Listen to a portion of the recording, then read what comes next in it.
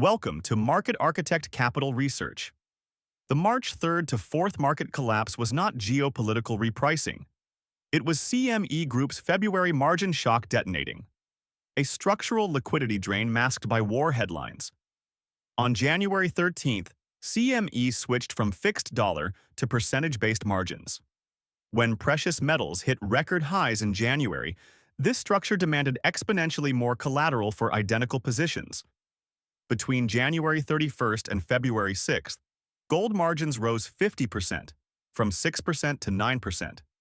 Silver jumped 63%, from 11% to 18%. A fund holding $1 billion in silver futures faced a $70 million cash drain overnight with zero position change. The feedback loop was mechanical. Traders faced binary choices: post-cash or liquidate. Selling pushed prices lower, triggering the next wave. February 3rd provided the warning. The Kospi crashed 5.26%, the largest drop in 10 months. Merit Securities attributed it directly to margin calls. Quote, "Global big investors who borrowed to invest in gold and silver sold off stocks in large quantities to recoup losses. Foreign investors dumped a record $21.1 trillion in February, the largest monthly outflow on record. The Kospi entered March up 37% year-to-date, 120% over 12 months. This made it the ultimate liquidity tap. Every international fund had profits in Korean equities. It was the only asset they could sell without realizing losses to meet dollar-denominated margin calls. March 3rd. Kospi fell 7.24%. Foreigners sold 5.15 trillion won.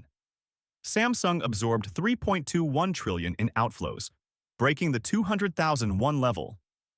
March 4th. Kospi plunged 12.6% intraday. Circuit breakers were activated for the first time since August 2024. 2 days. 19% decline. 550 billion in market cap destroyed. The won breaching 1,500 per dollar created a death spiral.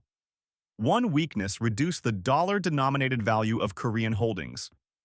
Funds had to sell more Kospi to raise the same US dollars for margin calls. Each sale weakened the won further. Precious metals behavior exposed the margin dynamic. Gold surged above 5,300 in late February. Yet when military strikes occurred in early March and war risk escalated, gold fell 5% to 5,049. Silver crashed 7% to 80.67. This contradicts every safe haven pattern. COMEX. Silver showed 61% delivery to inventory ratio, typically supportive. But paper market liquidation overwhelmed physical fundamentals.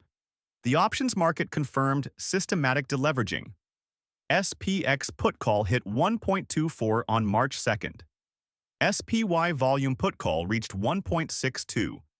But the equity put call stayed at 0.72. Index hedging massively outpaced single stock protection.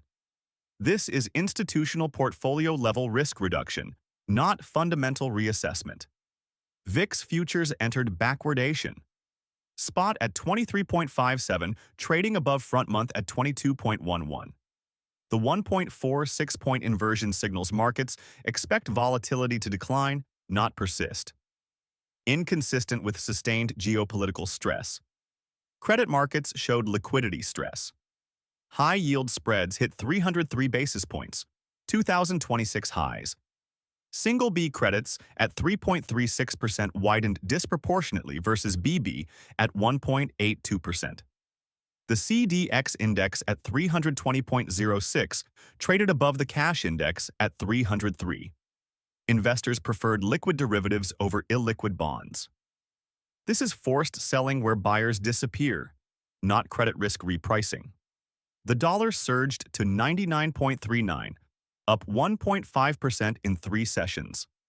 CFTC data showed large speculators net short 1,789 contracts as of February 24th. The velocity during the March 1 to 4 peak stress suggests short covering, not safe haven accumulation. Defense stocks proved the geopolitical narrative false. Northrop and Lockheed gained modestly on March 2nd. then gave back gains entirely on March 3rd despite higher war risk. If geopolitical fears drove flows, defense would sustain gains regardless of broader equity direction. This was a margin structure failure. CME's percentage-based requirements created exponential collateral demands. The Kospi's status as 2026's top performer made it the liquidity tap. The February 3rd crash signaled stress. Funds maintained positions, hoping for recovery.